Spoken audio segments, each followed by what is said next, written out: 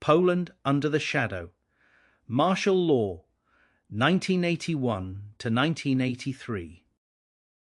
Between December 13th, 1981 and July 22nd, 1983, Poland lived under martial law, a period known in Polish as Stan Wojenny w Polsce.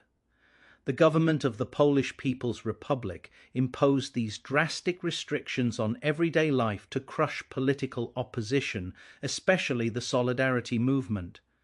This era, a significant part of the Polish crisis of 1980 to 1981 and the broader Cold War, saw the nation caught between internal resistance and external pressures.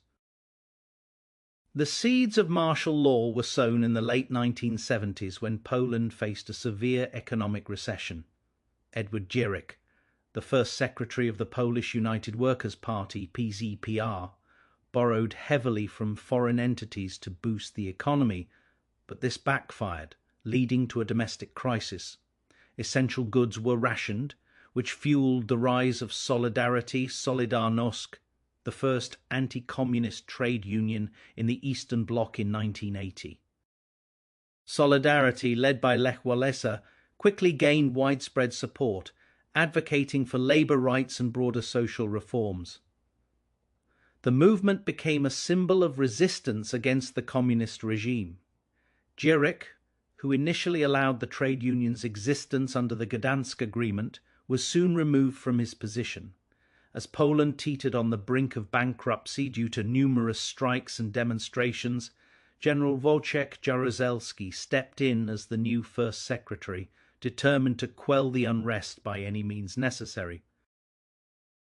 On December 13, 1981, Jaruzelski announced the imposition of martial law in a televised address. That night, military and police forces secured strategic locations, while special police units known as ZOMO arrested thousands of Solidarity members, including Wałęsa. The declaration marked the beginning of a harsh crackdown on dissent and a severe curtailment of civil liberties. The introduction of martial law brought about a drastic alteration in daily life for Polish citizens. Civil rights were suspended, public gatherings were banned, and a military junta, the Military Council of National Salvation (WRON), was established to enforce the new order. Communication lines were cut, effectively isolating Poland from the outside world. As Radio Free Europe (RFE) reported, reliable information became scarce, replaced by state-controlled propaganda. Despite the government's efforts to suppress Solidarity, the movement's ideals persisted. Joanna Duda Gwazda, along with her husband Andrzej Gwazda, a vice president of Solidarity, experienced firsthand the government's crackdown. They were arrested and interned, enduring imprisonment and constant harassment for their involvement in the union. The imposition of martial law was met with international condemnation, particularly from Western nations.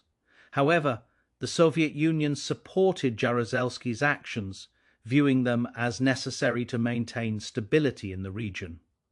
The United States, despite having intelligence indicating the crackdown, seemed unprepared for the scale and swiftness of the operation.